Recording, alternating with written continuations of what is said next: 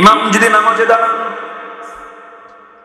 সূরা ফাতিহা যদি মেরাজ ভাই নামাজে দাঁড়াইছে, আপনি তার পিছনে ইক্তেদা করছেন, ইমাম সাহেব যদি একটু এলোমেলো করে সূরা ফাতিহাটা পড়ে দেয়, কুলহুটা দিয়ে যদি আগে শুরু করে, কুলহু আল্লাহু আহাদ, কুলহু দিয়ে শুরু করে সূরা ফাতিহা যদি পড়ে নামাজ পড়বেন নাকি?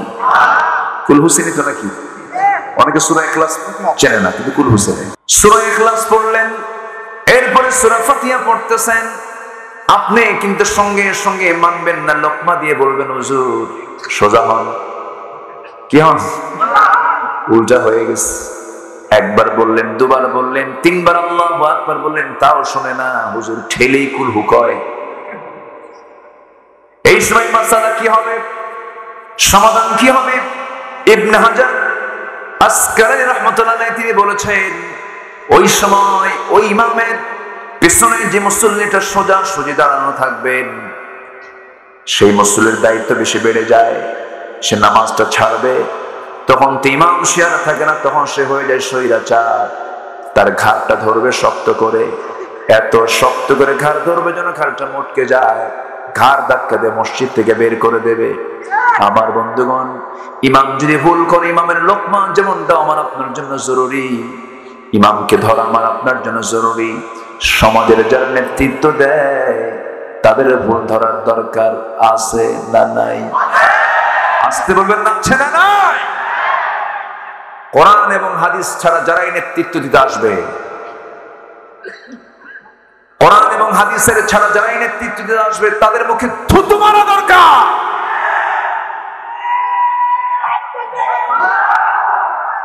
থামো, বসেন, একটু কথা বলি, আমার দেন বলতে একটু।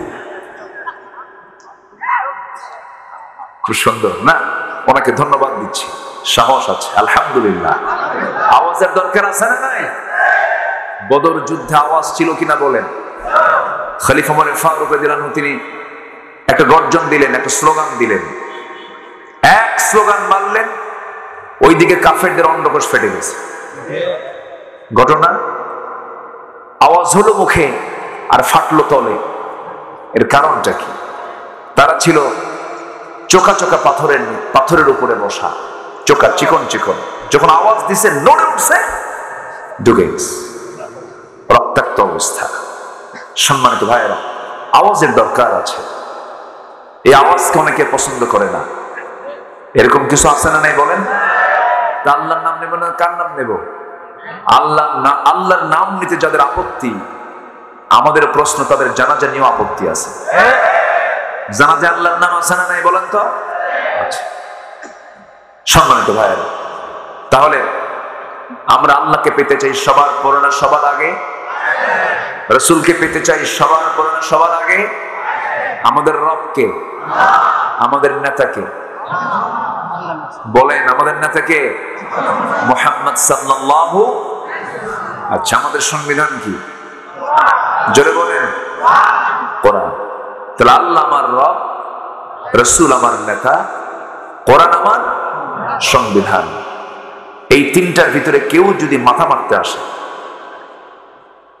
বলেন, কেউ যদি মাথা মারতে আসে, ইমানদার কি বসে থাকবে?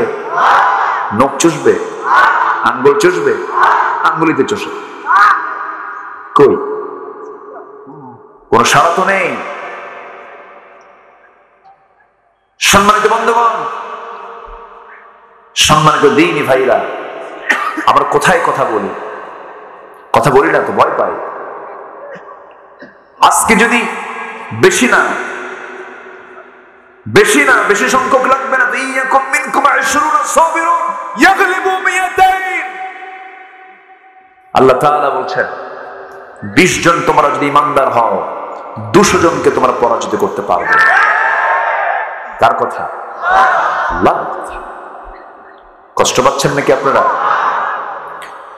একটু কান লাগান। কিন্তু আমি আপনি যে বিজয়ী হব, আমি আপনি যে সাকসেস হব, কেমন করে? আজান শুনি আমি, কিন্তু ঘুম ভাঙ যায় না। আজান শুনি আমি, আসসালাতু খায়রুম মিনান নাওম।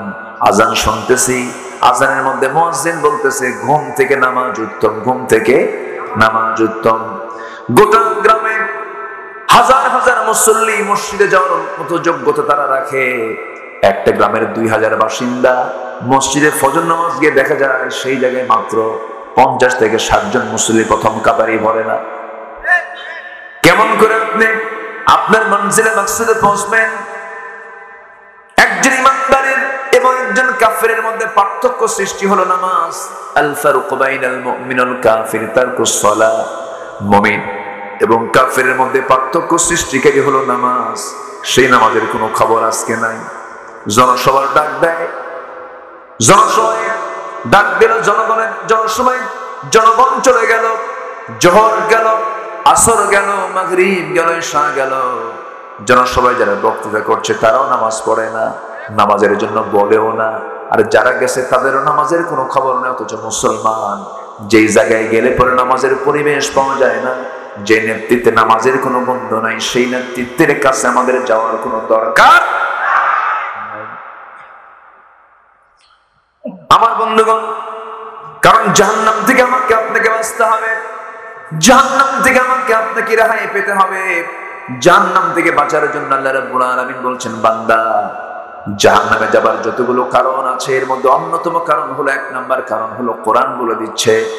আল্লাহ রাব্বুল আলামিন সুন্দর করে বলেন, মা সালাকাকুম ফি সাকার ক্বালু লাম নাকু মিনাল মুসাল্লিন ওয়া লাম নাকু নুতঈমুল মিসকিন ওয়া কুন্না নাখুযু মা'আল খাইদিন ওয়া কুন্না নুকাযযিবু বিয়াউমিদ্দিন হাত্তা আতানাল ইয়াকিন।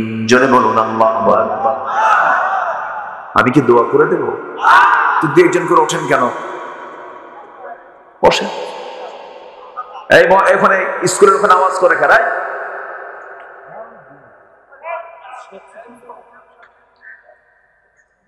তোমরা কি করো ওখানে? হ্যাঁ, ফ্রি ফায়ার। মানে যে ফায়ারের কোনো বাধা নাই, ফ্রি ফায়ার। বসো। ভলেন্টিয়ার যারা আছেন একটু খেয়াল করার চেষ্টা করেন। কোরআনের মাহফিলে আলোচনার বাইরে যারা কথা বলে, এটা কি হালাল না হারাম? বলেন হালাল না হারাম? এই জায়গায় বসে যদি আপনি মজা না পান, তাহলে ভাবতে হবে আপনার পেছনে কেউ ওয়াসওয়াসা দিচ্ছে। শয়তান তো দামুর হুদা আসে না, আসে? বসেন, একটু বসেন। কত সময় তো দিলাম, রাত 3টার দিকে বিশ্বকাপ খেলা, 2টার দিকে উঠে উজু করে দোয়া করে আল্লাহ আমার দল যেন জিতে। সময় তো বহু দিই আমরা। কি এমন রাত হয়েছে? বসেন। ওঠার চিন্তা করেন কেন? বসেন। নামাজ শুরু হয়ে গেছে, আসর নামাজ 4 রাকাত। 2 রাকাতের সময় ভাবতেছেন যে আর পারতেছি না, থুয়ে দৌড় মারলেন, নামাজ হবে নাকি? মাহফিল আসছি আমরা, একটু বসি। কত সময় তো চলে যায় এদিক সেদিক। যতক্ষণ বসবো ফেরেশতারা দোয়া করতে থাকবে। জোরে বলি সুবহানাল্লাহ। বসে। কত সময় তো চলে যায়। আমি জাস্ট জাহান্নাম থেকে বাঁচার জন্য আমাদের কি আমলগুলো করা দরকার এ বিষয়ে আমি কথা শুরু করেছি। কোন সূরা থেকে বলেন তো? মারিয়াম থেকে। মেরাজ ভাই কই গেছিলেন? কোন সমস্যা? কোন অসুবিধা নেই? জি, বলি আলহামদুলিল্লাহ। আচ্ছা, আজকে মানে হ্যাঁ কি বললেন? থাকবেন সারা রাত? দেখেন এই লোক আবার কি বলে, সারা রাত থাকবেন আপনি? দেখে দেখ, জোরে বলি ইনশাআল্লাহ। আপনি থাকবেন, আমি চলে যাব। আজকের সমাজটা কোথায় গেছে দেখেন। দুধ স্বাস্থ্যের জন্য উপকার না মদ স্বাস্থ্যের জন্য উপকার? দুধ, তাই না? দুধ বিক্রি হয় বাজারে, এটা কম দামি জায়গায়, আর মদ বিক্রি হয় এসি রুমের ভিতরে। আমি কি ভুল বলছি? আজকে আমরা আছি কোথায়? কোথায় আছি আজকে আমরা? আজকে যুবক যদি বিয়ে করতে চায়, বাবা খেপে ওঠে। বাপ বলে কিসের বিয়ে? নিজের পায়ে দাঁড়া। ও কি অন্যের পায়ে দাঁড়ায় আছে? কিন্তু ছেলেটা জেনা করতেছে, ছেলেটা রং পন্থায় চলাফেরা করছে, গার্লস স্কুলের সামনে সিট হয়ে পড়ে আছে, বাপের দিকে নজর দেয় না। জেনাকে আজকে সহজ করে দেওয়া হয়েছে, বিয়েটাকে আজকে হার্ড করে দেওয়া হয়েছে। বিয়ে করার পরে গোছাবে না বিয়ের আগে গোছাবে? বলেন, বিয়ের আগে না বিয়ের পরে?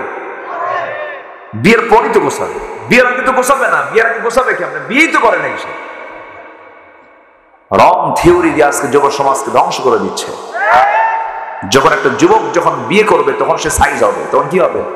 সাইজ হবে। যুবকরা আমার ওয়াজে খুব খুশি, হুজুর ভালো করে এখন বিয়ে দেয় না। দেখেন কি জোরে করে, ঠিক ভালো, ভালো তো। যে যুবকরা বিয়ে করতে চায় না ওদের তো চরিত্র ঠিক নাই, যারা বিয়ে করতে চায় তাদের চরিত্র ঠিক আছে, বলি আলহামদুলিল্লাহ। ইসলাম বান্দার অকল্যাণ চায় না কল্যাণ চায়? কল্যাণ চায়।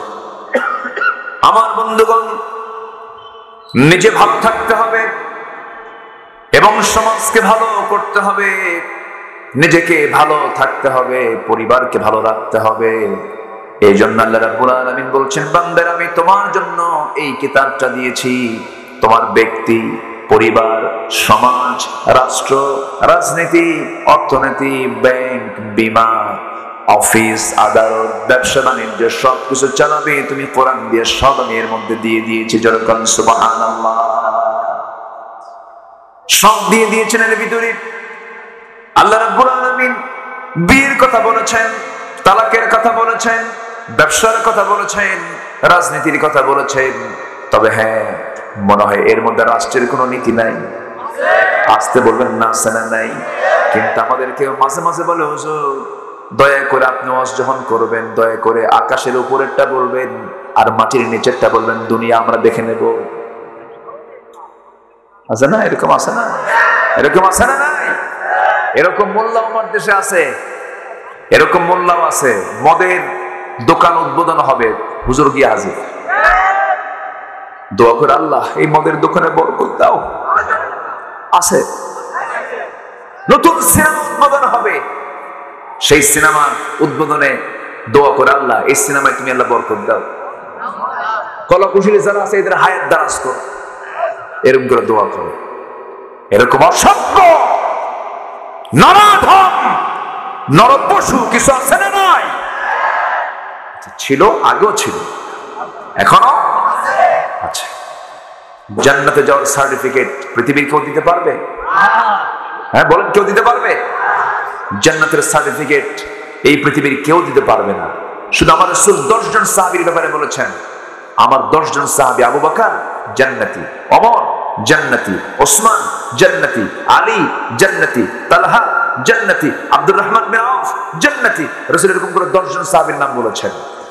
এছাড়া পৃথিবীর কোন মানুষ কি এরকম বলতে পারবে, ডিক্লার দিয়ে আপনি জান্নাতি? বলতে পারবে? আমার দেশে জান্নাতের টিকিট দিয়ে দেয়, সার্টিফিকেট দিয়ে দেয়, এরকম লোক আছে না নাই বলেন? জান্নাত মামুর বাড়ির আবদার না, যে পাইলাম আর চাইলাম আর পাইলাম। জান্নাত পেতে হলে জান্নাতের কাজ করার দরকার আছে না নাই? নামাজ বাদ দেওয়া? একটু পয়েন্টের দিকে আসি আমরা। আল্লাহ রাব্বুল আলামিন সূরা মারিয়ামের 59 নম্বর আয়াত বলেন, কয় নাম্বার? বাড়িতে মিলায়ে দেখবেন হুজুর কথাটা ঠিক বলেছেন কিনা। আমি আয়াত বেশি করে বলার চেষ্টা করি। আমার দেশে কিছু আলোচক আছে, আলোচনার মধ্যে কোন আয়াত বলে না, হাদিস বলে না, আছে না? আছে। মানুষও কান্দে, বক্তা নিজেও কান্দে, কিন্তু কোন সাবজেক্ট নেই, আলোচ্য বিষয় নাই, কিছুই বোঝে না। ওই লোকের মতো, ওই মহিলার মতো এক মহিলা, ছোট্ট মানুষ, 8 বছর বয়স, কাঁদতেছে। তার কান্না দেখে তার মা এসে বলে, মা তুই কান্দিস কেন? কিচ্ছু কয় না। মেয়ের কান্না দেখে মাও কান্দে, মেয়েও কান্দে, মাও কান্দে। মেয়ে মার কান্না দেখে প্রতিবেশী যারা আছে তারা এই দৃশ্য দেখে সব কান্দে। তো কান্নার রোল পড়ে গেছে। শেষে এখন সবাই মিলে বলতেছে, আচ্ছা মা তুমি 8 বছর বয়স, তুমি যে কান্দতেছো, এর কান্নার কারণটা কি? আমরা তো সবাই কানলাম 100, তুমি কান্না কেন? বলতেছে, মা আমি এই জন্য কাঁদতেছি, আমার বয়স এখন 8 বছর, আমার যখন 16 বছর হবে তখন আমার বিয়ে হবে, বিয়ে হওয়ার পর আল্লাহ আমাকে একটা ছেলে দিবেন, সেই ছেলের বয়স যখন 8 বছর হবে, যদি মরে যায় তাহলে বাঁচবো কেমন, এই জন্য কাঁদতেছি। কি কথা কি বুঝতেছেন আপনি? এই হচ্ছে অবস্থা। আমরা আজকে একটা ধারণা নিয়ে যাব, জাহান্নামে যাওয়ার জন্য, জাহান্নামের গর্তে যাওয়ার জন্য আল্লাহ তাআলা বলছেন এই সমস্ত অপরাধগুলো যদি করিস আমি তোকে শুধু জাহান্নাম দেব না, জাহান্নামের গর্তের মধ্যে ঢুকাবো। কার কথা? আল্লাহর কথা। আল্লাহ কি ওয়াদা ভঙ্গ করবেন? ভঙ্গ করবেন না। জাহান্নাম বানিয়েছেন কার জন্য? আস্তে কয়, মানুষকে, অমানুষের জন্য। মানুষ কম কেন? জাহান্নাম বানিয়েছে কার জন্য? আর জান্নাত বানিয়েছে? এখন কোন পৃথিবীতে মানুষ বেশি না অমানুষ বেশি? আমরা কি হতে চাই? মানুষ। আমার বন্ধুগণ, অমানুষের জন্য জাহান্নাম। তবে একজন নবী আল্লাহ তাআলাকে সাহস দিয়ে বলে ফেলেন, সাহস করে বলে ফেললেন, আল্লাহ তুমি তো রহমান, তুমি তো রহিম, তুমি তো গফফার, তুমি তো গফুর, সবচেয়ে বেশি দয়া তোমার বেশি। হ্যাঁ, আমি তো সবচেয়ে বড় দয়ালু। সেই নবী বলে ফেললেন, আল্লাহ তুমি যদি রহমান হও, তুমি যদি রহিম হও, তুমি যদি গফফার হও, বান্দার জাহান্নাম দেওয়ার জন্য তুমি আল্লাহ কেমন করে জাহান্নাম বানাইছো? তোমার কি দয়া মায়া হবে না? জাহান্নাম কেন বানাইলা? বলেন তো, এমন জাতীয় প্রশ্ন সকল নবীদের মধ্যে কোন নবী করতে পারেন? দেখছেন, ও সবাই পারে। বলি আলহামদুলিল্লাহ। নবীর নাম কি বলেন তো? মুসা। কারণ একজন নবী এরকম করে কথা বলতেন। এই কিতাবের ভিতরে কোরআনটা নাযিল হয়েছে নবীর উপরে, আর যে নবীর উপরে কোরআন নাযিল হলো তার নাম যতবার এসেছে তার চাইতে বেশি নাম এসেছে কোন নবীর? বলেন, মুসা। আমার নবীর নাম 4 জায়গায় আসছে, ওয়া মুহাম্মাদুন ইল্লা রাসূল, মুহাম্মাদুর রাসূলুল্লাহি ওয়াল্লাযীনা মাআহু আশিদ্দাউ আলাল কুফফারি রুহামাউ বাইনাহুম। আমার নবীর নাম যতবার এসেছে তার চাইতে বেশি মুসার নামটা এসেছে। আল্লাহ রাব্বুল আলামিন মুসার নামটা অনেক বেশি বাড়িয়ে দিয়েছেন, অনেক সম্মান তাকে দিয়েছেন। এর মধ্যে 1 নাম্বার কারণ হলো, এই পৃথিবীতে সবচেয়ে তাগুতের শক্তির গডফাদার ছিল ফেরাউন। ফেরাউনকে মোকাবেলা করে সফল হয়েছেন কোন নবী? আসতে বলবেন না, কোন নবী বলেন? হাতের মধ্যে তার কি থাকতো? আসতে বলবেন না, কি থাকতো? লাঠি থাকতো। শুধু তসবিহ নিলে হবে না, প্রয়োজনে মুসার শক্ত লাঠিও হাতে নিতে হবে, ঠিক কি না? মুসা আলাইহিস সালাম খুব দামি নবী ছিলেন। একদিন বলছেন, আল্লাহ তুমি কেন জাহান্নাম বানাইছো? তোমার কি দয়া মায়া নাই? দেখেন কি পেঁচ লাগাই দিছে। তোমার দয়া মায়া সবচেয়ে বেশি। তুমি আল্লাহ তুমি কেমন করে জাহান্নাম বানায় জাহান্নামের মধ্যে বান্দাকে ফেলবা? তোমার কি দয়া মায়া নাই? আল্লাহ বলছেন, মুসা প্রশ্ন যখন করেছো জবাব তো তোমাকে দিতেই হবে, জবাব তোমাকে আমি দিয়ে দেব। মুসা আলাইহিস সালাম মাঝে মাঝে আল্লাহকে বিভিন্ন প্রশ্ন করতেন। একদিন আল্লাহকে বলছেন অনেক রাতে, আল্লাহকে বলছেন, আল্লাহ একটা প্রশ্ন করি। কি প্রশ্ন? আমার তো মাঝে মাঝে ঘুম ধরে, তোমার কি ঘুম ধরে না? আল্লাহ বললেন, মুসা আমি তো কখনো ঘুমাই না। আল্লাহ তুমি তো ঘুমাও না আমি জানি, কিন্তু এরপর আমি তোমাকে প্রশ্ন করলাম কারণ আমি তোমাকে ভালোবাসি। আল্লাহ তুমি আমাকে একটু বুঝায় দাও। আল্লাহ বলছেন, আয়াতুল কুরসির তাফসীর আসছে, সেই সময় আল্লাহ তাআলা বলছেন, হে মুসা তুমি হাতের মধ্যে গ্লাস নাও। গ্লাস নিয়েছেন, গ্লাসটা নিয়ে মনটা খারাপ করে বসে আছেন। আল্লাহ বলছেন, মুসা মন খারাপ কেন? তিনি বলছেন, আল্লাহ গ্লাস ধরার দায়িত্ব কোনো দায়িত্ব হলো নাকি? আল্লাহ বলেন, আগে ধরো মুসা।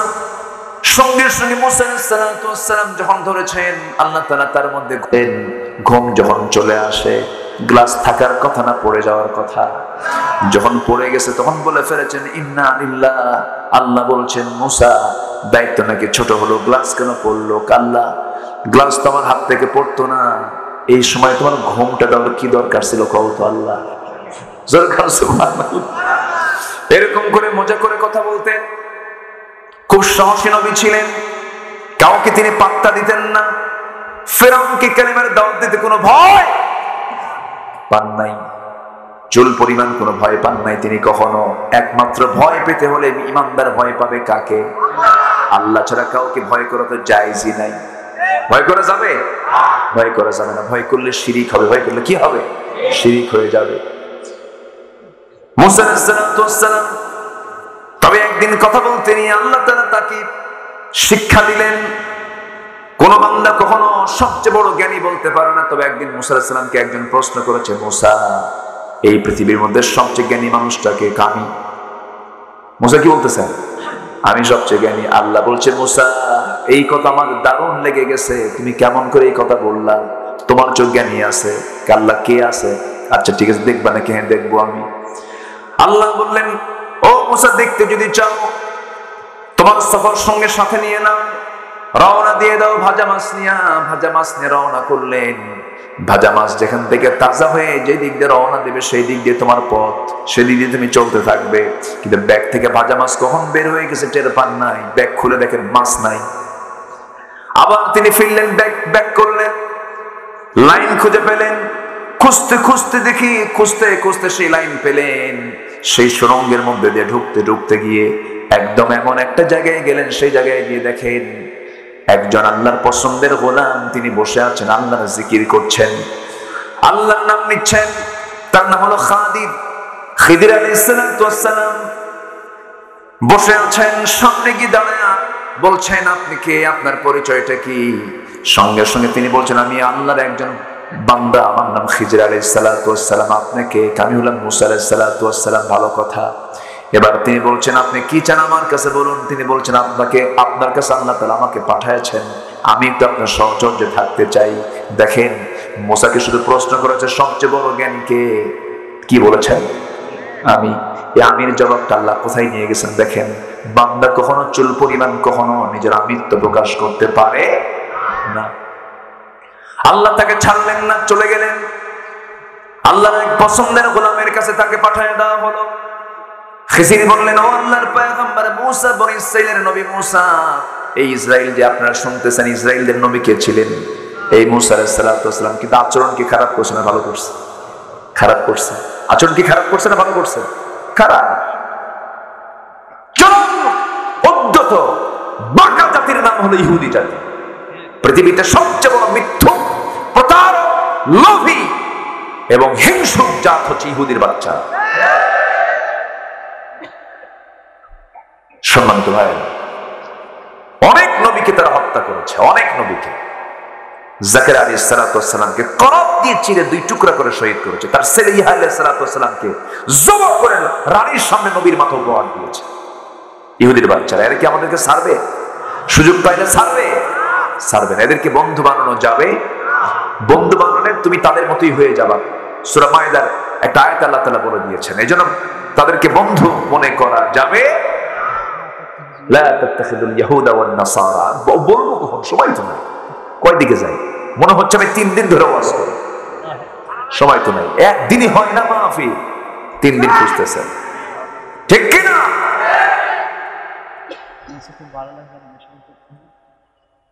জি, দেখা যাক, জোরে বলি ইনশাআল্লাহ। মুসা আলাইহিস সালাম বললেন, আমি আপনার সঙ্গে সময় দেব। খিজির বললেন, আপনি পারবেন না, খামাখা দেরি করেন না, আপনি চলে যান। কেন? আমি আপনার সঙ্গে একটু সময় থাকতে চাই।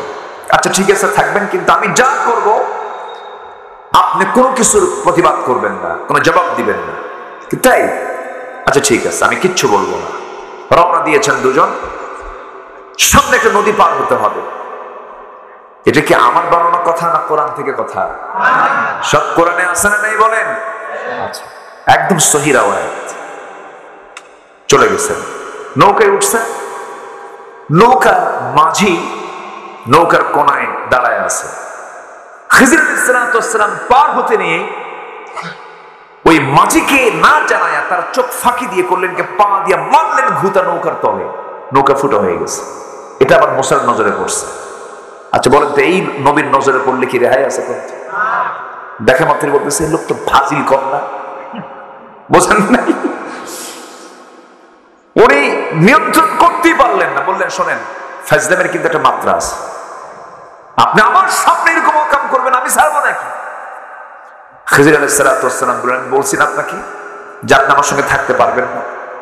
ভুল হয়ে গেছে, সরি, আমি আর বলবো না। সামনে চলতে নিছে। ছোট্ট একটা 7 বছরের ছোট্ট শিশু সামনে পাওয়ার মতো মারছে থাপ্পড় খিজার আলাইহিস সালাম, এক থাপ্পড়ে শিশু মরে গেছে। মুসা কয় এই লোকটা কোন পাষাণ লোক, নৌকা ফুটা করে আবার বাচ্চা থাপ্পড় মেরে মেরে ফেলে, এগুলো কি সহ্য হয় নাকি? আবার মুখ ফসকে বলে ফেলছেন, আপনি এগুলো কাজ করতেছেন কেন? আমি আপনাকে বলছিলাম আপনি কোনো কথা বলতে পারবেন না। ও ভুল হয়ে গেছে, সরি। আবার সামনে গেছে, চলতে নেই, প্রচন্ড ক্ষুধা লাগছে, তৃষ্ণা লাগছে। গ্রামবাসী সামনে পেলেন, গ্রামবাসী সবার কাছে বললেন আমার ক্ষুধার্থ তৃষ্ণার্থ, কিছু খাবার দাও। কেউ কোনো খাবারও দিল না, পানিও দিল না। মুসা মনে মনে ভাবলেন আহারে আরে এত পাষাণ, আমাদের একটু উপকারও করলো না। তো ওই গ্রাম পার হতে নেই, রাস্তার ধারে ছিল একটা মাটির দেওয়াল। সে মাটির দেওয়ালটা দেখে এবার খিজির আলাইহিস সালাম বলছেন ভাই মুসা এটা একটু আমরা ঠিক করে দিই, প্রাচীরটা ভেঙে গেছে, ঠিক করে দিই।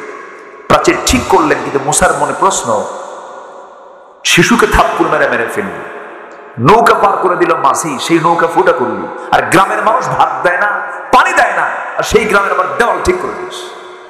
কথা বলছেন? উনি এবারও বলে ফেললেন যে না, আপনার সঙ্গে আমার পোষাচ্ছে না, আপনি এই দেওয়াল কেন ঠিক করতেছেন? গ্রামের মানুষ আপনার পানি দেয় না, খাবার দেয় না, সেই গ্রামের উপকার করে লাভ। আমি আপনারা বলছি না যে আপনি আমার কোনো কাজে বাধা দিবেন না, আপনি আমার সঙ্গে থাকতে পারবেন না। মুসা বলতেছে ঠিক আছে আমি থাকবো না, উত্তর আগে দেয়। বোঝেন নাকি? উত্তর আগে দিয়ে দেয়।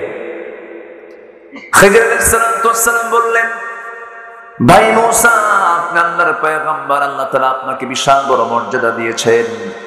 খিজির আলাইহিস সালাম তিনি নবী ছিলেন না, অনেকেই বলেছেন তিনি নবী ছিলেন না, কিন্তু আল্লাহর অত্যন্ত কাছের বান্দা ছিলেন। তিনি বললেন ভাই মুসা নৌকা যখন পার হচ্ছিলাম সেই সময় আমি দেখতে পেয়েছি আল্লাহ পাক আমাকে জানিয়ে দিয়েছেন কিছু জলদস্যু তারা নৌকাগুলো তারা ছিনতাই করে নিয়ে যাচ্ছিল। এই মাঝিটা পরিবার চলে এই নৌকার কামাই দিয়েই, এই নৌকাটা নিয়ে গেলে কি করে খাবে, তাদের পরিবার চলবে না। এই জন্য তাদের ক্ষণিক একটু ক্ষতি হলো, কিছু স্থায়ী উপকার করার জন্য আমি তাদের নৌকা ফুটা করেছি।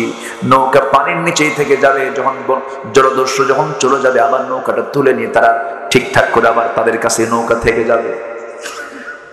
মুসা আলাইহিস সালাম আশ্চর্য হয়ে গেল, আল্লাহ ভুল করেছি, আমার চেয়ে বড় জ্ঞানী পৃথিবীতে আছে। নাম্বার 2, আমি যে থাপ্পড় মারলাম শিশুটাকে, শিশুর বাবা শিশুর মা খুব ভালো আবেদ, খুব ভালো মানুষ ছিল, তারা দুনিয়া থেকে বিদায় নিয়েছে, আমি একে থাপ্পড় মারছে এই জন্য, কারণ এই ছেলেটা বড় হলে বদ হবে, দুষ্ট হবে, অসামাজিক কাজ করে ফেলবে, বাপ-মার কবরে তাদের শাস্তি হবে। এই জন্যই শিশু সন্তানকে আমি থাপ্পড় মেরে মেরে ফেলছি। আল্লাহ তাআলা আমাকে এলেমটা দিয়েছেন। এরপরে যে গ্রাম দিয়ে যাচ্ছিলাম সেই গ্রামের মানুষ আমাদেরকে খাবার দেয় নাই, পানি দেয় নাই, ভালো কথা, কিন্তু যে বাড়ির দেওয়ালটা আমি ঠিক করে দিয়েছি সেই বাড়ির মূল মালিকটা মারা গেছে। মূল মালিক মারা যাওয়ার কারণে ওই বাড়িতে ওই মূল মালিকের 2টা সন্তান, মেয়ে সন্তান রেখে সে মারা যায়। এই সন্তানগুলো ধীরে ধীরে বড় হবে, প্রাপ্তবয়স্ক হবে, বিয়ের সময় টাকা পয়সার প্রয়োজন হবে, কিন্তু ওই মালিকের মেয়ে 2টা বিয়ে শাদীর জন্য যে বন্দোবস্ত সেই জাতীয় কোনো অর্থ তাদের কাছে নাই। কিছু গুপ্তধন, কিছু সম্পদ এই দেওয়ালের মধ্যে রয়েছে। দেওয়ালের মধ্যে থাকার কারণে কিছু গুপ্তধন বের হয়ে গেছে। আমরা দুজন মিলে প্রাচীর ঠিক করে দিলাম ওই সম্পদটা যেন ঠিক থেকে যায়। বিয়ের সময় হবে, প্রাচীরটা ভেঙে গুপ্তধনটা বের করে তাদের বিয়ের বন্দোবস্ত হয়ে যাবে। মুসা আলাইহিস সালাম আল্লাহর কাছে সেজদা দিয়ে বলতেছে, আল্লাহ জীবনে আর কবো না, আমি সবচেয়ে বড় জ্ঞানী। আল্লাহু আকবার বলেন। সবচেয়ে বড় জ্ঞানী কে? আসতে বলবেন না কে? আল্লাহ।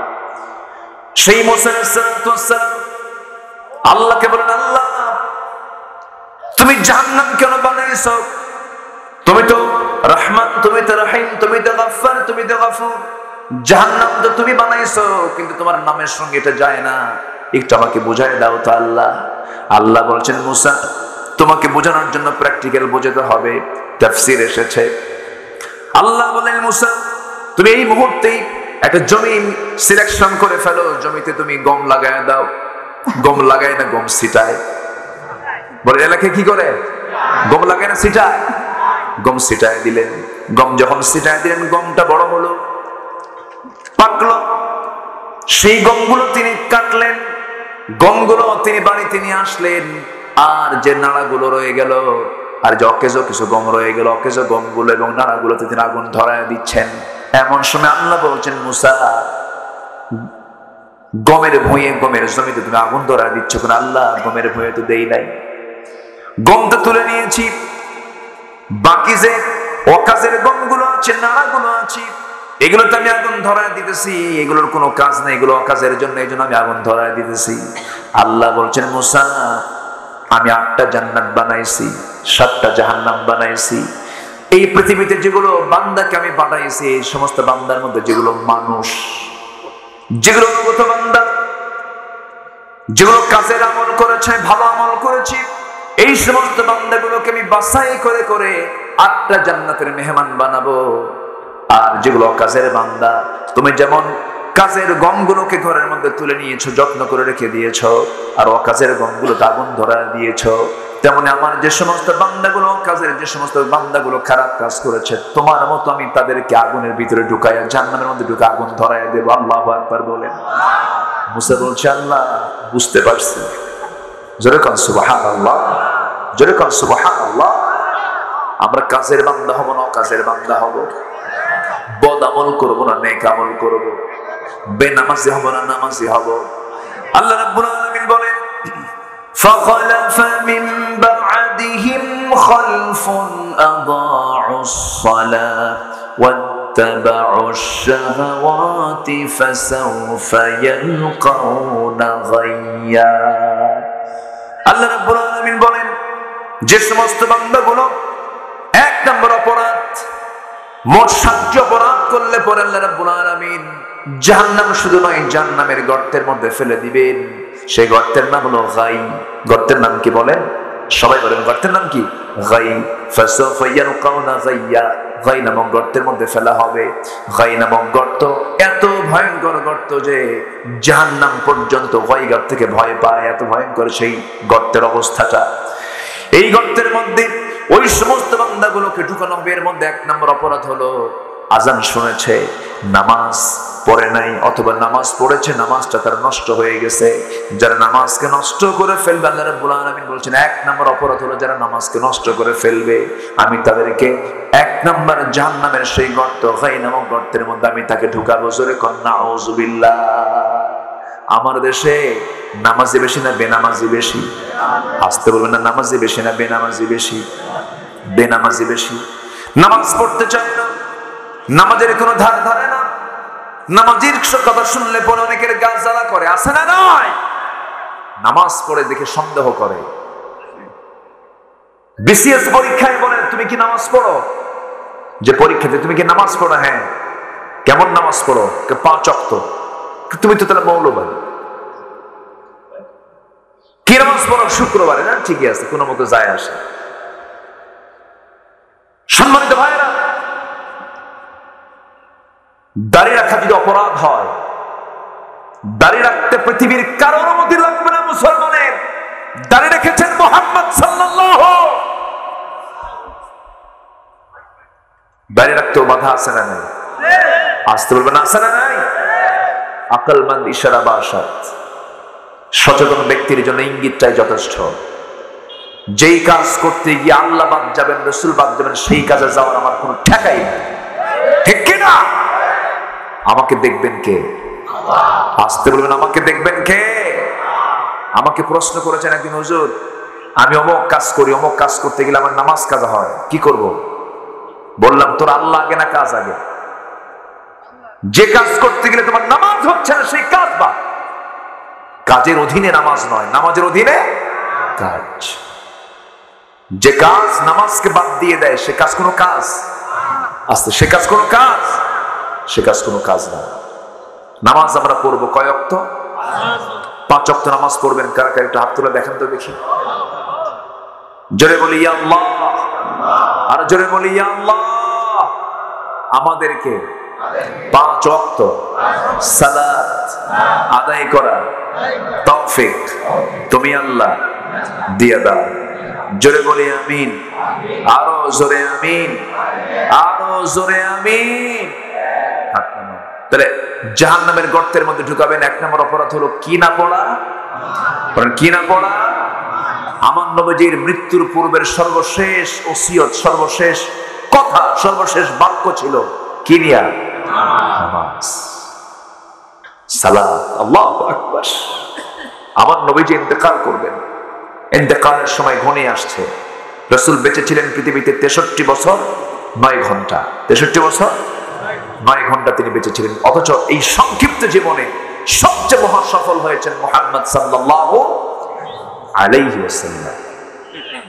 আমার বন্ধুগণ, সেই নবীজি দুনিয়া থেকে বিদায় নেবেন, বিদায় লগন চলে এসেছে। নবীজির একবার হোশ, একবার বেহোশ। নবীজি ইন্তেকাল করবেন, মালাকুল মউত চলে আসবে নবীর কাছে। নবীজি মারা যাবেন যে কোনো মুহূর্তে। নবীজি প্রচন্ড অসুস্থ। নবীজির মৃত্যুর পূর্বে নবীজির দুটো রোগ হয়েছিল, একটা হলো প্রচন্ড মাথা ব্যথা এবং প্রচন্ড জ্বর। যাদের মাথা ব্যথা আছে এটা সুন্নাহ রোগ, যাদের জ্বর হয় এটা সুন্নাহ। বলি আলহামদুলিল্লাহ। অসুস্থতাও কিন্তু একটা নিয়ামত। আমার নবীজি প্রচন্ড মাইগ্রেন, প্রচন্ড মাথা ব্যথা হচ্ছিল। আমার নবীজির প্রচন্ড জ্বর। আমার নবীজি সোজা আম্মাজান আয়েশার ঘরের মধ্যে গিয়ে ঢুকলেন, বললেন, আয়েশা, শরীরটা কেমন যেন মনে হচ্ছে, মনে হয় বাঁচবো না। ও আয়েশা, তুমি আমার মাথায় একটু পানি ঢেলে দাও। পানি ঢেলে দেওয়া হলো। নবীজির মাথার পানির চুলগুলো ভিজে ভিজে আসছে। এমন সময় বেলাল আযান দিয়ে দিলেন। তিনি শোয়া ছিলেন। রাসূল বলছেন, আয়েশা, কোনো বালিশে ঘুমাবো না, তোমার উরুটা বিছায় দাও। উরুর উপরে তিনি মাথা রাখলেন। আযান হয়ে গেল। আযান শোনার সঙ্গে সঙ্গে আমার নবীজি দেরি করলেন না, চেষ্টা করলেন জামাতে নামাজ পড়ার জন্য। আমার নবীজি জোর করে তিনি ওঠার চেষ্টা করলেন, উঠে দাঁড়াচ্ছেন। এমন সময় মাথা চক্কর মেরে পড়ে যেতে নিলেন। আম্মাজান আয়েশা তাকে ধরে ফেললেন। ধরে ফেলে বলছেন, হুজুর, আপনি দাঁড়িয়ে পারবেন না। রাসূল বলছেন, আয়েশা, বুঝতে পেরেছে আজ থেকে মনে হয় আর জামাতে নামাজ আমার হবে না, আমি জামাতে নামাজ পড়তে পারবো না। অথচ আমার রাসূল বলেছেন, ও আমার সাহাবীরা, যে সমস্ত মুসলমান আযান শোনার পরে মসজিদে যায় না, ওই সমস্ত বাড়িতে আমি আগুন ধরায়া দিতাম। যদি এই বাড়িতে যদি শিশু এবং নারী যদি না থাকতো, আমি অবশ্যই আগুন ধরায়া দিতাম। নবী জামাতের ব্যাপারে এতটুকু গুরুত্ব দিয়েছেন। সেই নবীজির এত গুরুত্বপূর্ণ তিনি দিতেন, এত গুরুত্ব দিতেন জামাতে নামাজে। সেই রাসূল তিনি জামাতে নামাজ আদায় করতে পারলেন না, মাথার চক্কর মেরে পড়ে গেলেন। রাসূল বলছেন, বেলাল তো আযান দিল, আয়েশা, নামাজ তো পড়তেই হবে। আমার আয়েশা, তুমি তাড়াতাড়ি করে তোমার বাবা আমার প্রিয় সাহাবী আবু বকরকে বলো আমার মুসল্লায় যেন দাঁড়ায় এসে নামাজের নেতৃত্বটা দিয়ে দেয়। যখন নামাজ শুরু হয়ে যাবে, ইমাম যখন চেঞ্জ হয়ে গেছে, নবীর জায়গায় দাঁড়িয়েছেন আবু বকর সিদ্দিক রাদিয়াল্লাহু তাআলা আনহু। আমার নবীজি যখন আওয়াজ শুনতে পেলেন, আল্লাহু আকবার যখন বলে ফেলেছেন, সাহাবায়ে কেরাম হাওমাও করে চিৎকার করে কান্নাকাটিতে ভেঙে পড়েছেন। আরে নবীর পিছনে বুঝি আমরা নামাজ পড়তে পারবো না, নবীর পিছনে বুঝি আমরা ইক্তেদা করতে পারবো না। আমার নবীজি বলছেন, আয়েশা, আমার সাহাবীরা কেমন করে নামাজ পড়ে আমার একটু দেখার বড় শখ হচ্ছে, আমাকে একটু ধরো তো। তাকে ধরলেন, ধরে জানালার কাছে নিয়ে গেলেন। জানালার কাছে গিয়া জানালার ফাঁকা দিয়ে সাহাবায়ে কেরামদের নামাজগুলো দেখতেছেন। আর আমার নবীজির কোনা বেয়ে, চোখের কোনা বেয়ে টপ টপ করে পানি পড়তেছে। রাসূল কাঁপতেছেন। আম্মা জান আয়েশা নবীজির চোখের পানিটা হাত দিয়ে মুছে মুছে দিচ্ছেন আর বলছেন, ইয়া রাসূলুল্লাহ, আপনি কেন কাঁদতেছেন? আপনার সাহাবীরা তো নামাজ পড়ে, এটা তো আনন্দের সংবাদ। রাসূল বলছেন, আয়েশা, মানুষের চোখের পানি দুইটার সময় বের হয়, চরম দুঃখের সময় পানি বের হয়, আর একটু চরম আনন্দের সময় চোখে পানি বের হয়। আয়েশা রে, আমার যে চোখের পানি দেখতেছো, এটা আমার চরম দুঃখের না, এটা আমার চরম আনন্দের চোখের পানি। ওরে আয়েশা, আমি মনে হয় বাঁচবো না। ওরে আয়েশা, আমি মনে হয় দুনিয়া থেকে বিদায় নিয়ে নেব।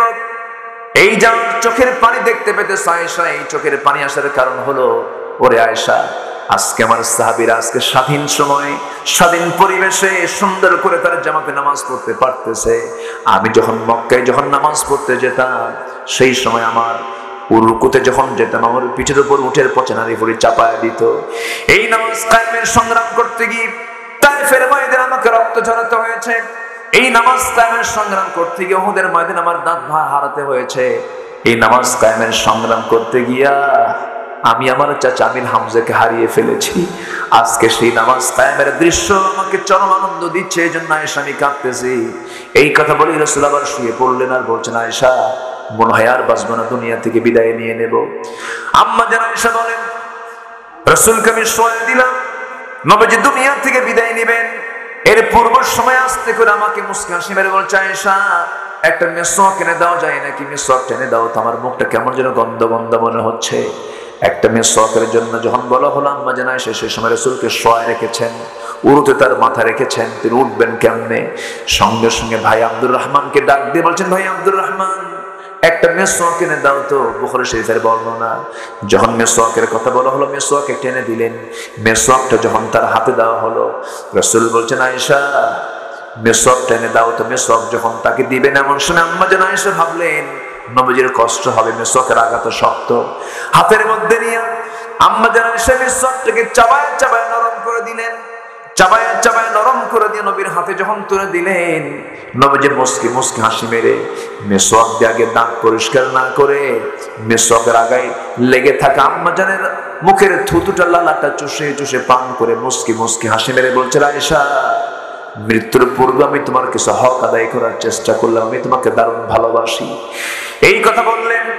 এরপর রাসূল বলছেন, আয়েশা দেখো তোমার কলিজার টুকরা ফাতিমা কোথায় গেল, ফাতিমাকে খুঁজে পাচ্ছি না, ফাতিমা আমার কোথায়। বলার সঙ্গে সঙ্গে দরজা খুলে নবীর সামনে হাজির হয়ে গেছেন। নবীর চোখে পানি, ফাতিমার চোখে পানি, কাছাকাছি টেনে নিয়ে কানের মধ্যে মুখ ঢুকায় দিয়ে বলছে, আমার কলিজার টুকরা সন্তান রে, আমি তো দুনিয়া ছেড়ে বিদায় নেব ফাতিমা, তুই আমার কাছাকাছি দুনিয়াতে ছিলি, কবরের জিন্দেগিতে আমি চলে যাচ্ছি, আমার মৃত্যুর পর তোর সঙ্গে আমার কবরের প্রথম দেখা হয়ে যাবে। এই কথা বললেন।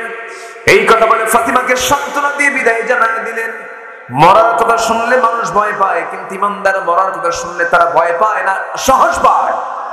সাহস পায়।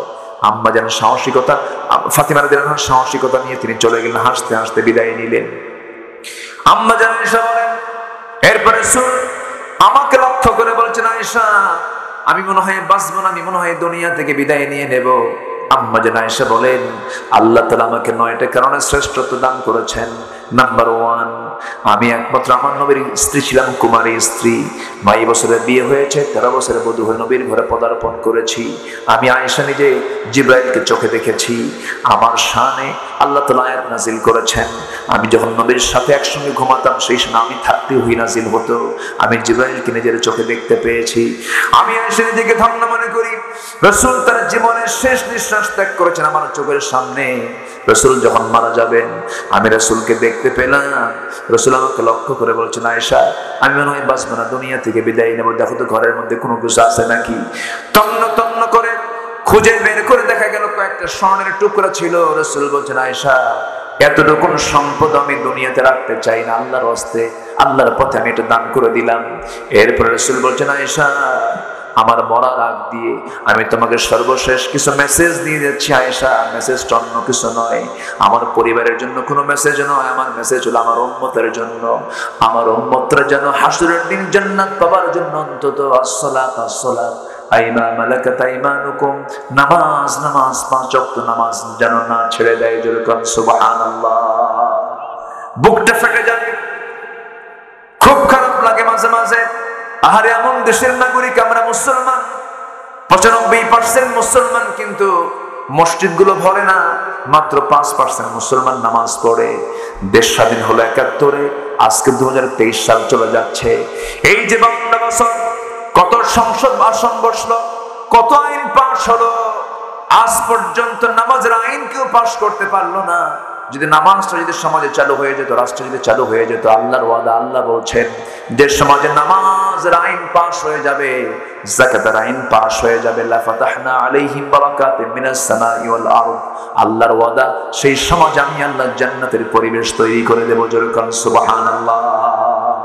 কার কথা? আসতে বলবেন না, কার কথা?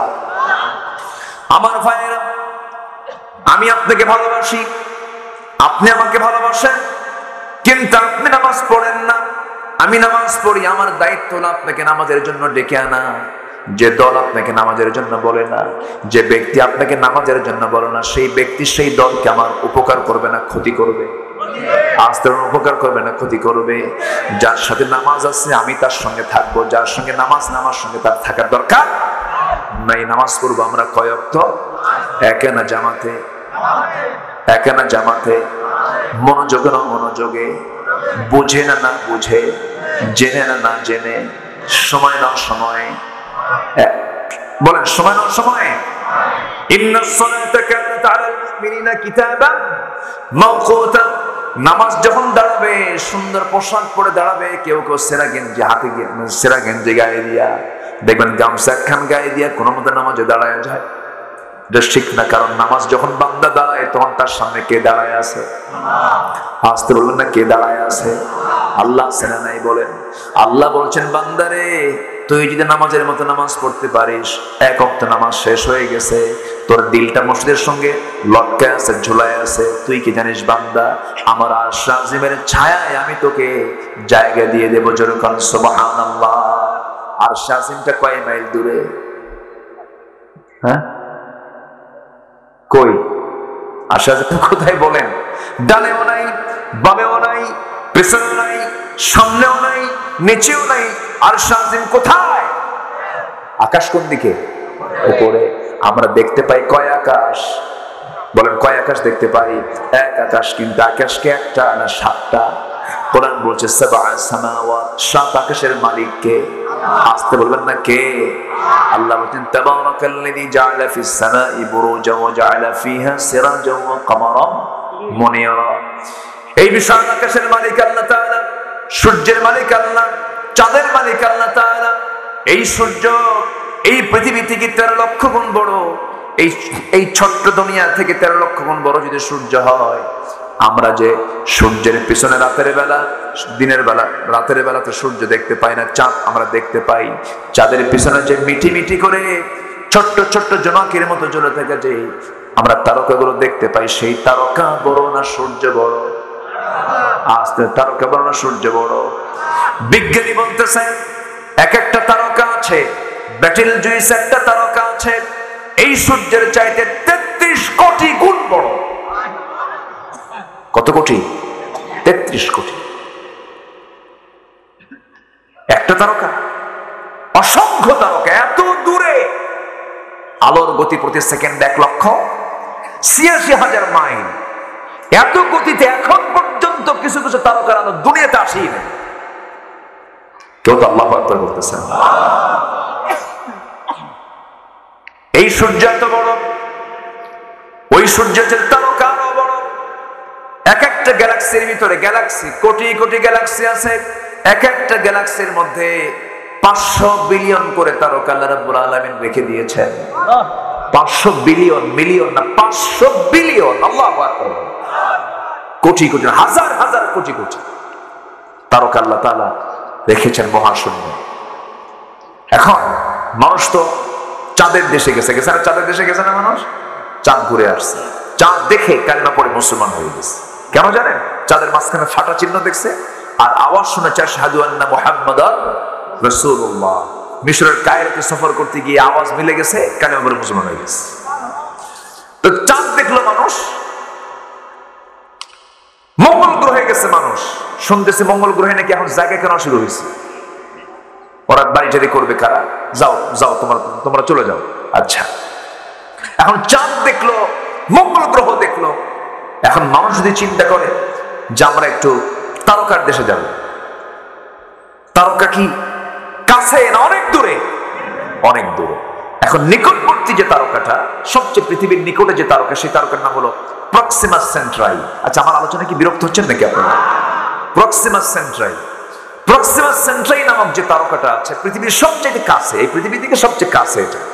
যদি কেউ যেতে চায়, দুনিয়ার কোনো বিমানে গেলে হবে না, দুনিয়ার কোনো হেলিকপ্টারও চলবে না।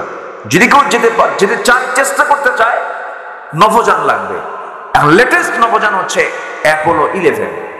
অ্যাপোলো 11-এর গতিটা হলো প্রতি ঘন্টায় 39,000 কিলোমিটার। এই গতি সম্পন্ন অ্যাপোলো 11-এ চড়ে যদি কেউ ওই তারকার দেশে যেতে চায়, সময় লাগবে 1,14,000 বছর মাত্র। যাবেন কারা কারা? হাত তুলেন। সম্ভব? আসতে সম্ভব? আল্লাহ বলছেন বান্দা শুধু তোর দিলটা মসজিদের সঙ্গে লটকায় রাখবি, নামাজ রেগুলার পড়বি, আমি তোকে আমার নিজস্ব ফ্লাইটে করে তুলে নিয়ে আর শাহজিমের ছায়ে জায়গা দিয়ে দেবো। যা। আর শাহজিম কয় আকাশের উপরে, আর এখানে তারা কদ্দুর কম। তাহলে পৃথিবীর কোন বিমানে চড়ে কি আল্লাহর ওই জায়গায় যাওয়া সম্ভব? সবাই কি জান্নাত পেতে চান না ভাই? সবাই কি জান্নাত পেতে চান না? আল্লাহ মানে কোনো কিছু দিতে কি বাদ দিছে? চোখটা দিয়েছেন কে? আস্তে চোখটা দিয়েছেন কে? কানটা দিয়েছেন কে? হাতটা দিয়েছেন কে? এই দেহ কি ছোটখাটো কোনো বিষয়? আমার কাছে মনে হয় কি জানেন, সেদিন এক কানের ডাক্তারের কাছে গেছেন, ইএনটি, হ্যাঁ, না কান গলা, ডাক্তার আমাকে যে ব্যাখ্যা দিলেন আমার কাছে মনে হলো পদ্মা মেঘনা যমুনা যত বড় তার চেয়ে বড় হলো নাক কান গলা। আল্লাহু আকবার। ফেল মেরে যাবে। বিশাল মাথা থেকে পা পর্যন্ত সূক্ষ্ম করে বানিয়ে দিয়েছেন তিনি কে? আসতে বলবেন না তিনি কে? প্রত্যেকটা মানুষের বডিতে যে ডিএনএ আছে সেই ডিএনএ হলো 2000 কোটি কিলোমিটার লম্বা। সম্মানিত ভাইয়েরা, কোষের সংখ্যা হলো 37.2 ট্রিলিয়ন, সেন্সরি রিসেপ্টর হলো 110 মিলিয়ন, লোহিত রক্ত কণিকা আরবিসি হলো 30 ট্রিলিয়ন, শুধুমাত্র মস্তিষ্কের নিউরন সংখ্যা হলো 100 বিলিয়ন। বান্দাকে আল্লাহ তুমি আমার কি দিছো দেখছেন? আল্লাহ কি দেন নাই? আল্লাহ কি দেন নাই কি? আল্লাহ।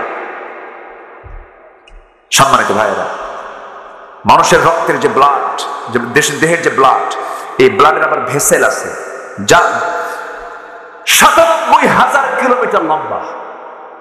একটা মানুষের রক্তের ব্লাড ভেসেল মাত্র 1.5 হাত ইয়ারফোন, তারাওয়ালা ইয়ারফোন পকেটে রাখলে কিছুক্ষণ পর পকেট থেকে বের করলে 14 প্যাঁচ লাগে। আর 97,000 কিলোমিটার লম্বা ব্লাড ভেসেল কোনদিন প্যাঁচ লাগে না। কেউ তো সুবহানাল্লাহ বললেন না? জোরে বলে সুবহানাল্লাহ। আল্লাহ বলছেন বান্দা সেজদা দে, তোর ব্রেন স্ট্রোক হবে না। বান্দা রুকুতে যা, তোর কোমর প্রবলেম ঠিক হয়ে যাবে। বান্দা ফজর ওঠ, তোর চোখের জ্যোতি সকালের শিশির ভেজা ওই শিশির চোখে লাগবে, তোর চোখ নষ্ট হবে। যেরকম সুবহানাল্লাহ। বান্দা নামাজের কোনো খবর নাই। আমার ভাইয়েরা, আমি যদি আমার মানব দেহ নিয়ে যদি লম্বা কথা বলি, ঘন্টার পরে ঘন্টা সময় চলে যাবে, শেষ হবে না। আল্লাহ রাব্বুল আলামিন বলছেন বান্দা এত কিছু আমি তোরা দিলাম, আজান শুনবি, নামাজ পড়বি, মিথ্যা কথা বলবি না। এক সাহাবী এসে রাসূলকে বলছেন হুজুর আমি বেশি আমল করব না, আমাকে শর্ট কিছু আমল দেন। শর্ট প্যাকেজ আছে না? শর্ট প্যাকেজ আছে না? আমার শর্ট কিছু আমল দেন। রাসূল বললেন সাহাবী তুমি কি করতে চাও বলো? হুজুর ইদা সাল্লাইতুল মাকতুবা, 5 ওয়াক্ত নামাজ পড়বো, সুমতু রমাদান, রমজান মাসে রোজা রাখবো, আর কি ওয়া হালালতুল হালাল, হালালকে হালাল জানবো, ওয়া হারামতুল হারাম, হারামকে হারাম জানবো, হারাম ছাড়বো, হালাল ধরবো, ওয়া লাম ইয়াজিদ আলা যালিকা শাইআন আদখুলুল জান্নাহ। ইয়া রাসূলুল্লাহ আমি কি জান্নাত পাবো নাকি? রাসূল মুস্কি হাসি মেরে বলেন সাহাবী তুমি নিশ্চয়ই জান্নাতে চলে যাবে। জোরে বলে সুবহানাল্লাহ। আমরা হালাল ভিত্তিক জীবন যাপন করবো, জোরে বলি ইনশাআল্লাহ। আজকে ঘড়ি এত ঘুরতেছে কেন? ঘড়ি ঘুরতেছে খুব, এত দ্রুত 12টা বেজে যাচ্ছে। আমি কি আজকে ঘড়ি কি বেশি ঘুরলো না? জি বসেন বসেন, কষ্ট দিচ্ছে না তো আপনাদের? বলি আলহামদুলিল্লাহ।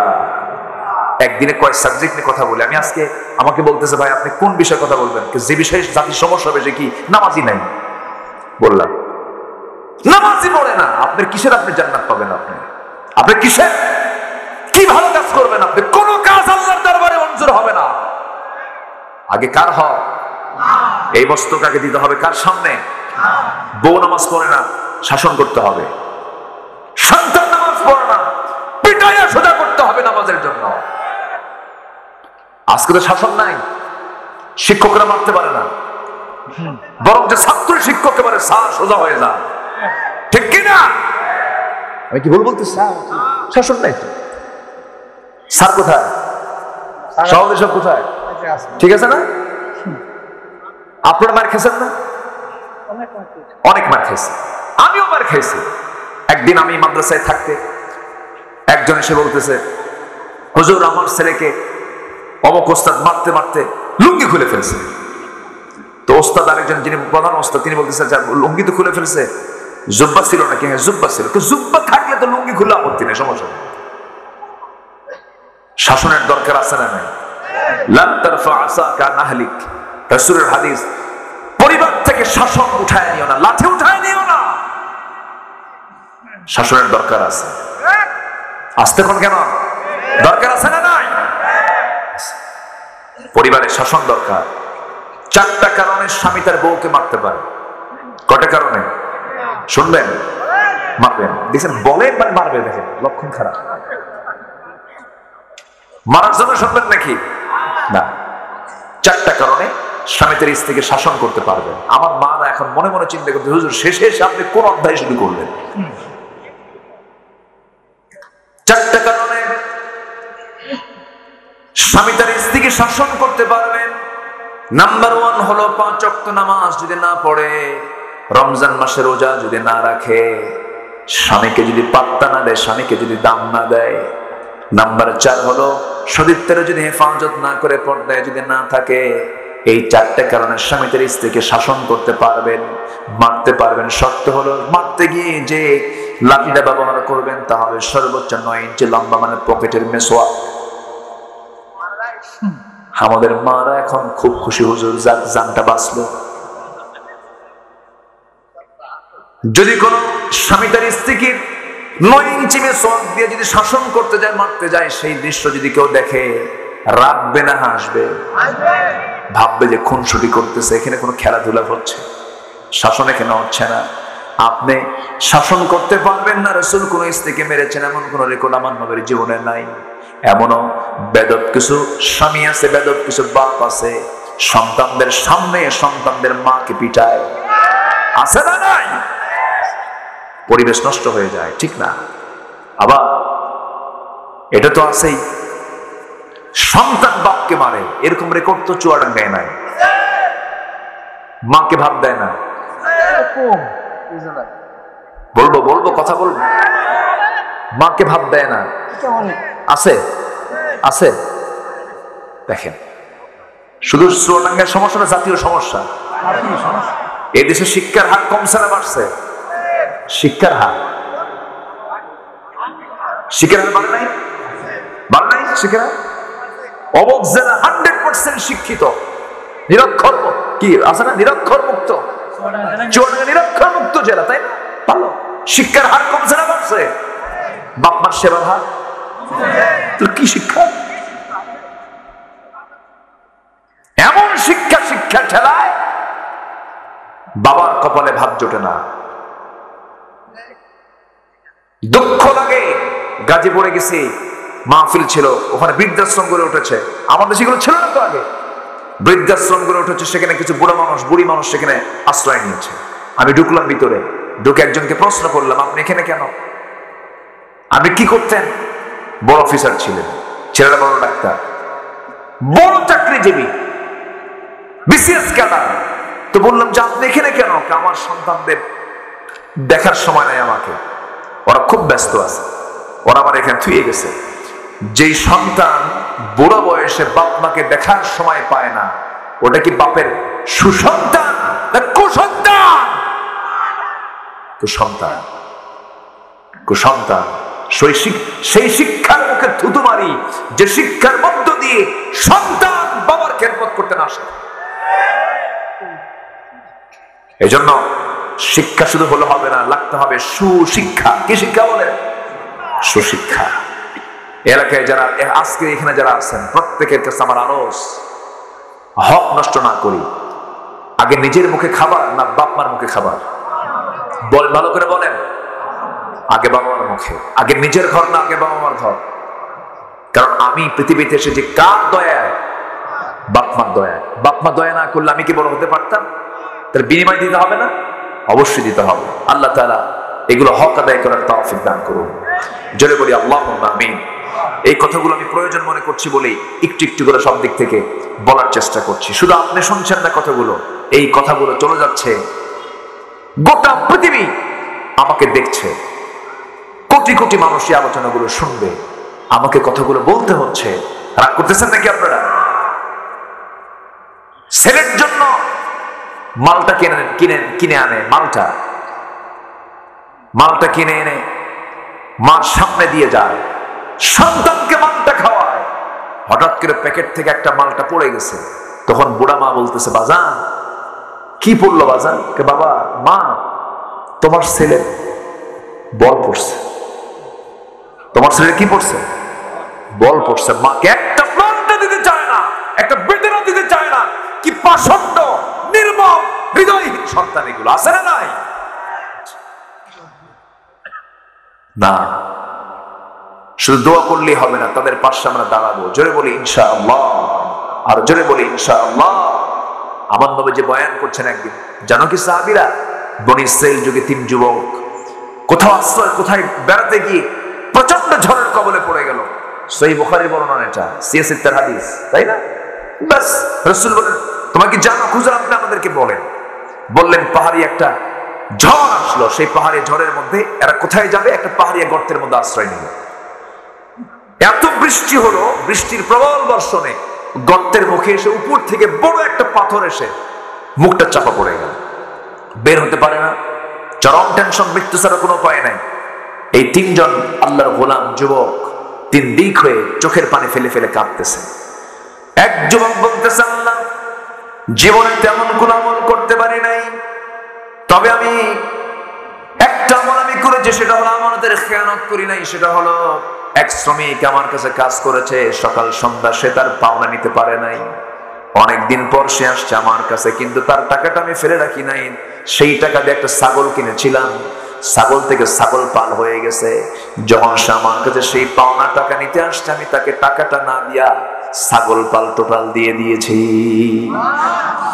এই ওসিলায় আল্লাহ তুমি আমাকে এই বিপদ থেকে বাঁচায় দাও। পাহাড়ের সেই মুখ থেকে পাথরটা একটু সরে গেছে।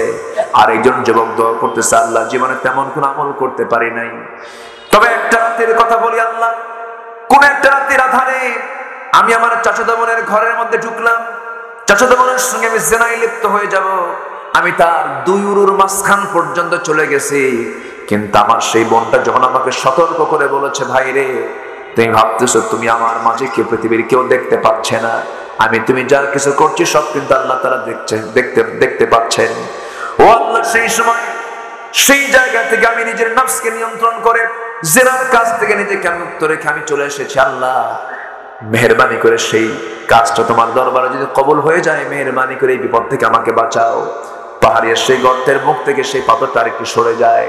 আরেকজন বান্দা, আরেকজন যুবক বলতেছে, আল্লাহ জীবনে তেমন কোন আমল করতে পারি নাই, তবে সেই রাত, যে রাতে অনেক রাত্রে আমি বাড়িতে ফিরেছি, বাড়িতে ফেরার পর আমার বউ আমার হাতে 1 গ্লাস দুধ দিয়েছে, যে দুধটা খাওয়ার জন্য আমার সন্তানটাও কান্দে। আমি নিজেও খাই নাই, সন্তানকেও খাইতে দেই না। আমি আমার বৃদ্ধামার ঘরের পাশে গিয়ে আমি দাঁড়াইছিলাম। মা তখন ঘুমন্ত অবস্থায়, আমিও ঘুমাই নাই। গ্লাসে দুধটা নিয়ে আমি দাঁড়ায় আছি। মা যখন ঘুম থেকে জায়গা পেয়ে গেছে, বলতেছে, মা তোমার জন্য আমি অপেক্ষার প্রহর গুনছি, এই গ্লাসের দুধটা তুমি পান করো। আমি নিজে না খায়, সন্তানকে না খাওয়া, জেগে জেগে তার পাশে দাঁড়ায় তার দিকে তাকায় আসে, অপেক্ষার প্রহর গুনছি। আমার মাকে আমি সেই রাতে দুধ পান করেছি, আমার চেয়ে আমি আমার মাকে বেশি প্রাধান্য দিয়েছি। আল্লাহ গো, এতটুকু খেদমত তোমার দরবারে যদি কবুল হয়, এই বিপদ থেকে তুমি আল্লাহ আমাকে বাঁচাও। সঙ্গে সঙ্গে সেই পাহাড়ি গর্তের বুক থেকে সেই টোটাল পাথরটা সরে গেল। 3 জন সেই বিপদ থেকে নাজাত পেয়ে গেলেন। জোরে কোন সুবহানাল্লাহ। শিক্ষা কয়টা? আস্তে হলো শিক্ষা কয়টা? শিক্ষা হলো 3। নাম্বার 1 হলো আমানতের খেয়ানত করা যাবে না। নাম্বার 2 হলো ও যুবকরা অবৈধ কোনো জিনার কাজে লিপ্ত হওয়া যাবে না। নাম্বার 3 হলো পৃথিবীতে সবচেয়ে বেশি প্রাধান্য দিতে হবে 2 জন মানুষকে, একজন মা আর একজনকে বলেন বাবা। আল্লাহ কবুল করুন, জোরে বলি আমিন। আরো জোরে আল্লাহুম্মা আমিন, আরো জোরে আল্লাহুম্মা আমিন। তাহলে জাহান্নামের গর্তের মধ্যে ঢোকার 1 নম্বর কারণ হলো নামাজ না পড়া। আমরা কি নামাজ পড়বো না? নামাজ পড়বো ইনশাআল্লাহ। নামাজ পড়বো কয় ওয়াক্ত বলেন তো? 5 ওয়াক্ত। নাম্বার 2 হলো ইত্তিবাউশ শাহাওয়াত, যারা নফসের দাসত্ব করে, নফস যা চায় তাই করে। নাফস কি ভালো কিছু চায়? খারাপ কিছু চায়। নাফসের পক্ষে চলবো না বিপক্ষে চলবো? আমরা বিপক্ষে চলবো। আল্লাহ তাআলা বলছেন তুমি যদি নাফসের বিরুদ্ধে চলতে পারো, নামাজ যদি আদায় করতে পারো, আমি তোমাকে গাই নামক গর্ত থেকে বাঁচিয়ে আমি তোমাকে সুন্দর জান্নাতের দরজায় আমি তোমাকে পৌঁছায় দেবো। যেরকম সুবহানাল্লাহ। আল্লাহ রাব্বুল আলামিন আমাকে আপনাকে এই সুন্দর সুন্দর আমলগুলো করার তৌফিক দান করুন। জোরে বলি আল্লাহুম্মা আমিন। অনেক প্রতিকূলতার মাঝে আজকের মাহফিলটা সম্পন্ন হয়েছে। প্রতিকূল পরিবেশে অনেক দূর থেকে অনেক শ্রোতা আজকের মাহফিল আসতে পারেন নাই, আসার সাহস পান নাই, পরিবেশ পান নাই। যেটাই হোক ফেরি আলহামদুলিল্লাহ। জোরে বলি আলহামদুলিল্লাহ। আল্লাহ তুমি মাহফিলকে কবুল করো, ভাইদেরকে কবুল করো, আমাদের সকলকে তুমি আল্লাহ একসঙ্গে একে আরশের ছায়ায় তুমি আমাদেরকে হাসর নাসর হওয়ার তৌফিক দিয়ে দাও। এই আশাবাদ কামনা করছি। সবাই নামাজের মতো করে বসি। আমরা চাইবো কার কাছে বলেন তো? আল্লাহর কাছে। নামাজের মতো করে বসি। সবাই বলে সুবহানাকাল্লাহুম্মা ওয়া বিহামদিকা আশহাদু আল্লা ইলাহা ইল্লা আনতা আস্তাগফিরুকা ওয়া আতুবু ইলাইকা। চিৎকার মেরে বলি ইয়া আল্লাহ, ইয়া রহমান, ইয়া রহিম। আমার জীবনে সাগীরা কবীরা, ছোট বড় সব গুনাহ তুমি আল্লাহ মাফ করে দাও। জোরে বলুন ইয়া রাব্বাল আলামিন, ইয়া রাব্বাল আলামিন। জি, আমার মা বোন যারা আসছেন, যারা যে অবস্থায় আছেন, আমরা এখন দোয়ায় শামিল হব। পড়ব ফজর নামাজ, পড়ব না ইনশাআল্লাহ? যে ওয়াজ শুনে এসে নামাজ কাজা হয়ে যায়, ফলাফল কি বলেন? কিছু আছে? ফলাফল আছে? কিছু পাবো না কি পাবো? শূন্য। ফলাফল শূন্য, জিরো হয়ে যাবে। ফজর যার জন্য নামাজ কাজা না হয় খেয়াল রাখবো। সন্তানকে জাহান্নাম থেকে বাঁচানোর চেষ্টা করব। আর যুবকরা নেশা ছাড়ো, সকল নেশা বাদ দাও। আর অবাধ মেলামেশা থেকে নিজেকে পরহেজ রাখো। মাস্টারবেশন করতে যেও না, যৌবনকে নষ্ট করো না। মাস্টারবেশন, হস্তমৈথুন তোমার জীবনকে শেষ করে দেবে। তুমি সন্তানের পিতা হওয়ার যোগ্যতা হারিয়ে ফেলবে, তুমি পঙ্গু হয়ে যাবে, তুমি ধ্বংস হয়ে যাবে। অশ্লীল কোন পর্নোগ্রাফির দিকে তাকাইও না। তোমার ফ্রন্টাল সেলগুলো, তোমার ব্রেনের ফ্রন্টাল সেলগুলো সব ধ্বংস হয়ে যাবে, শুকে যাবে, নষ্ট হবে। বলে তুলকু বিআইদিকুম ইলা তাহলুকা, নিজকে ধ্বংসের দিকে ঠেলে দিও না। বলেছেন কে? আল্লাহ তাআলা। যুবক ফিরে আসো, নোংরামির পথে পা দিও না। ডিভাইস যতটুকু পারো ডিভাইস থেকে দূরে থাকো। সমস্ত প্রযুক্তি থেকে, মোবাইল ব্যবহার থেকে নিজেকে কন্ট্রোলে নিয়ে আসার চেষ্টা করো। সময় দাও বেশি কাকে? সেজদা দিয়া। আসতে হবে না, কাকে সেজদা দিয়া? আল্লাহকে সেজদা দিয়া। কোন গেমসের দিকে যেও না। মাদক যেমন নেশা, বিভিন্ন গেমস তেমন নেশা, ঠিক কিনা? নেশা। সকল নেশা থেকে যুব সমাজকে আল্লাহ তাআলা হেফাজত করুন। জোরে বলি আল্লাহুম্মা আমিন। এই আশাবাদ কামনা করছি। শুনবেন? আগ্রহ আছে আপনাদের এখনো?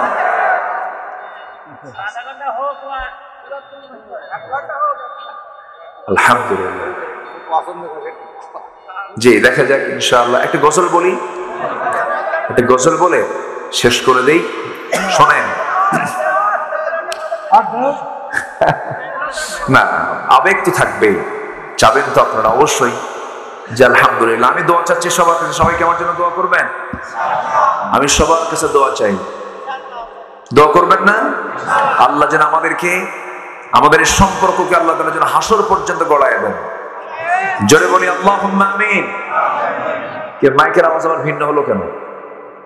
হ্যাঁ, ও গজলের জন্য করে দিলেন, তাহলে আওয়াজের জন্য খারাপ করলেন কেন? হ্যাঁ, এই আওয়াজ তো ভালো ছিল আগে। কি যে করে বুঝলেন? হাতের মার পেছে তো উল্টা ফেলছিল মাঝখানে।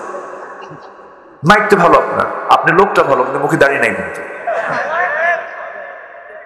আচ্ছা, ওয়াজ বেশি শোনে কারা? কোন বলেন বলেন বলেন। তারা কি একদিন না সব দিন মুখে দাঁড়িয়ে নাই? আল্লাহ আমার ভাইকে তুমি দাঁড়িয়েওয়ালা বানাও। রাগ করলেন নাকি আবার?